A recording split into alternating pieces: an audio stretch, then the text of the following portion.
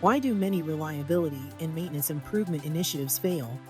Not because of poor strategies, but because leaders are not visible, engaged, or connected to the frontline teams who execute the work. A Gemba walk takes leaders to the front line, where work really happens. Gemba is Japanese for the real place. It's where people, processes, and equipment come together to deliver results. When leaders walk the floor, they demonstrate engagement, visibility, and care.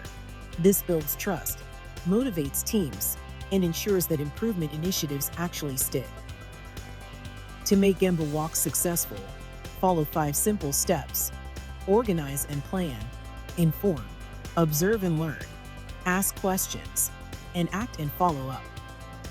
Schedule regular walks at the right level, quarterly for plant managers, monthly for area managers, and weekly for supervisors. Focus each walk on one improvement area, such as lubrication, work management, or storeroom practices. Explain why you're doing Gemba walks and what you're focusing on. Be visible on the plant floor. This builds transparency and helps shift perceptions from inspection to partnership. Spend time watching the work.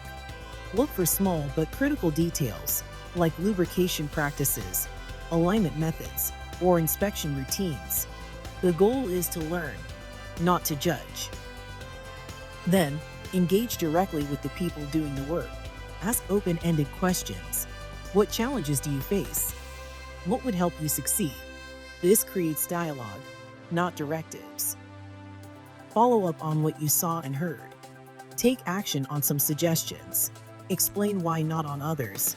And always close the loop. Consistent action builds credibility and trust.